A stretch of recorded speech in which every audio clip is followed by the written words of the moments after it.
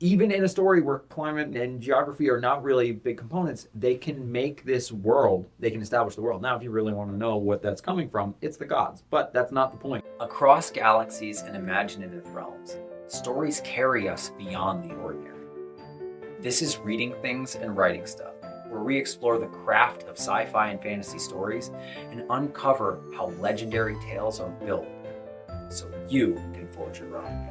I'm Tim Fasciola, award-winning author of the A Vengeful Realm series, here to guide you through the art of storytelling. Welcome back to Reading Things and Writing Stuff. I'm Tim Fasciola, author of the A Vengeful Realm series, and you know what I love? I love worlds that feel real. And if you want to make a world feel real, you should probably look around you, the world around you, and incorporate some of that stuff. Now, the specific thing that we're going to be talking about today is how you can incorporate and utilize geography and climate into your story. Now, whenever world building, I always tell my writers, these are prompts. Take what serves your story, leave what doesn't. Don't make it more complicated than that. How in depth you go with these different things depends on the type of story that you're telling.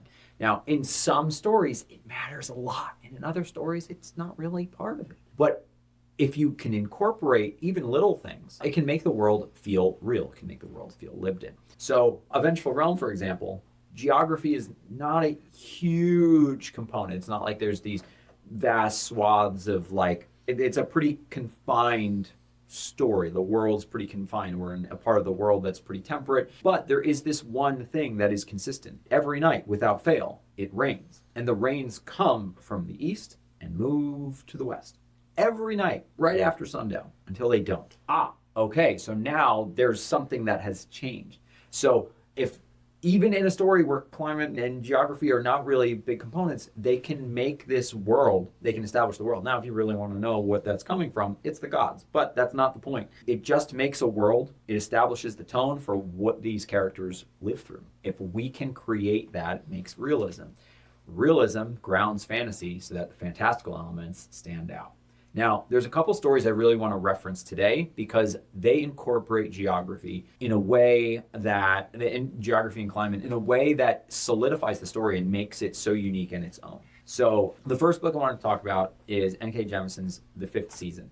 I mean, this is like the quintessential, the effect of climate and geography on a story. So if we even look at it for a second, there's a reason why this series won Hugo after Hugo after Hugo. The world building is phenomenal, and the effect the climate has on the characters and on the understanding of the world and how people move through it. Everything is layered, everything is nuanced, everything is interconnected, and it makes the world feel real. Not a world I want to live in, mind you. I don't want to live there. But it creates and it grounds and it makes the story extremely memorable. Now, two of my favorites where I'm going to spend the most of my time here, we're going to talk about, again, Book Talk Bro Starter Kit, Mistborn, The Final Empire. This is a world in which, quite literally, the sky is red. Ash rains down from said sky. And there is these mists that swirl around.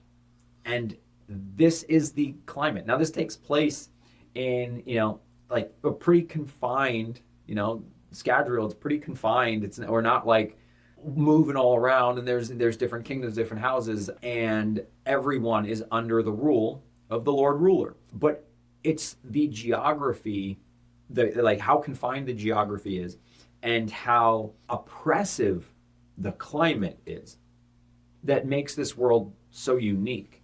Like that in and of itself sets such a tone. The sky is red, it rains ash, and there's these harmful mists that come at night that are extremely mysterious, and the mists start killing people. Like there's so many elements of that could hook a reader just by itself. And a bit of an aside, but your favorite books with bad pitches, and it's like this guy a guy drinks metal flakes and then runs around in a shredded cloak.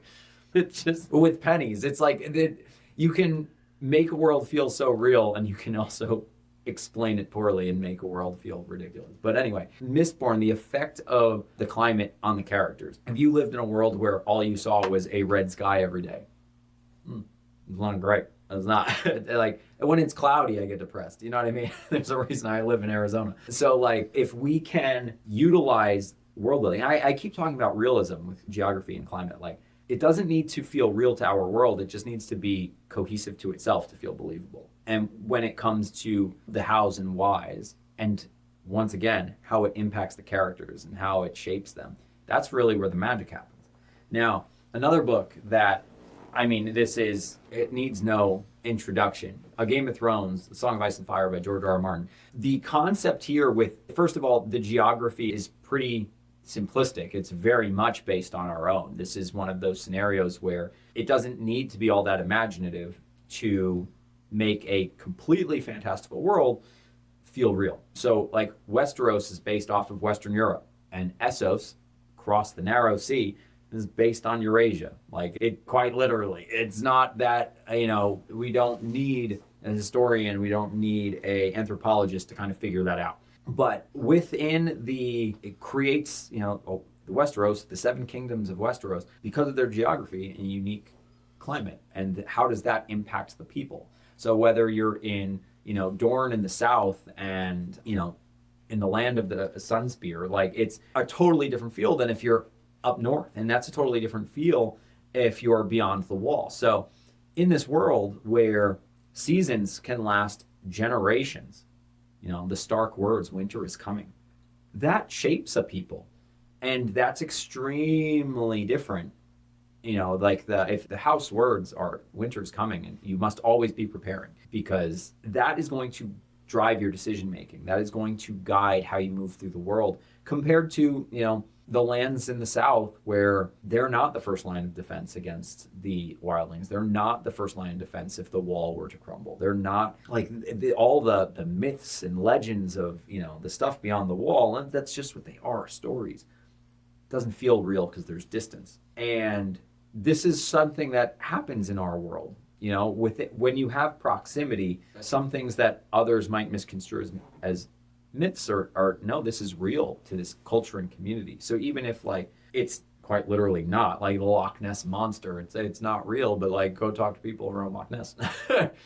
It's different. They're gonna feel a little differently than people who have only ever like heard stories of stories of stories.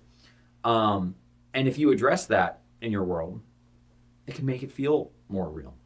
Now, I've seen some really cool things, like one of my favorite indie books by Brady Hunsaker, the Ring Dweller series. Like, the world is tidally locked. So what that means is like one side of the planet is always facing the sun and the other side is always not. So we have one side that's like scorched and another side that's like an icicle constantly with all these like oppressive storms. And then there's the ring, the band in the middle where people can live. And when you have this type of, sun-scorched wastes and, dark and cold space, how does that shape people when you have limited places where it's accessible to live? What are the creatures that inhabit this world based on that? It becomes like just such a setting that's worth living in. It's worth remembering. And I'm a big believer that like you don't need your whole story to revolve around the climate and geography like the fifth season. You don't need it to be such a contributing part like in A Game of Thrones. Now, again, how much is going on in Game of Thrones? There's like story A and story B. Is it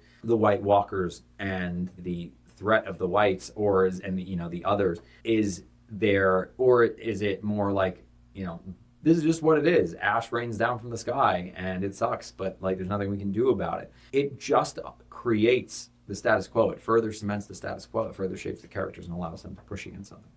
And I think that it depends on the story you want to tell, how much you want to lean into that. Sometimes it's just a matter of we're setting the stage. If you think about like a Broadway play, a play in general, right? Like, how much is on set? How much is on stage? You don't need a lot to set the tone, to set the scene, to establish the blocking.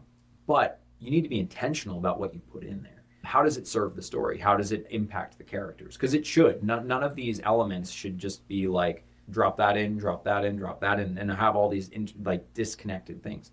How do they connect? It's the connective tissue that really cements a story in our minds. I have another story. It's not out yet, and it's called Boon Blessed, and it takes place on the Isles of Pelosia, and it's like a Pacific Island inspired world where it's an archipelago where the waters are rising and these islands are kind of shrinking.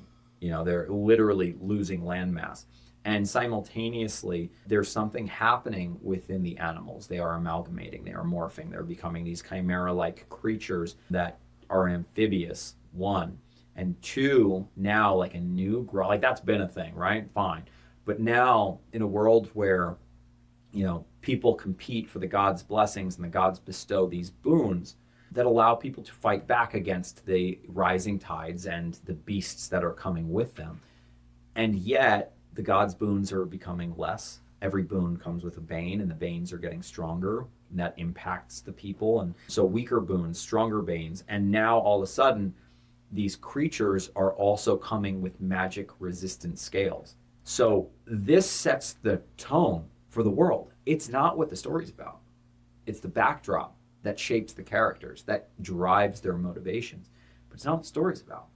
But if you create a world in which the world itself becomes a living entity, a character that we can begin to connect with and understand. Like, if you are a really imaginative world builder, like, this can be part of your brand. Like, like Brandon Sanderson has certainly done it, where, world building and magic systems and whether there's interconnectivity between the two or not, that ideally better if there is interconnectivity through all things. But when there is, it really solidifies, and that can be a brand, that can be a thing that's like, this is what that author is known for. That's the hook in and of itself. I want to see the next world they've created. Versus you might have more lower fantasy where it's more grounded, more realistic to our understanding of the world. Something like, Joe Abercrombie's storytelling, where like it's really not so much the climate or the geography, it's just people. And it really focuses in on people. So it really comes down to your brand, the type of story you want to tell. And again, like I said earlier, take what you want, leave what you don't. Take what serves and leave what doesn't. So what serves your story? I love when worlds feel real, when worlds feel lived in.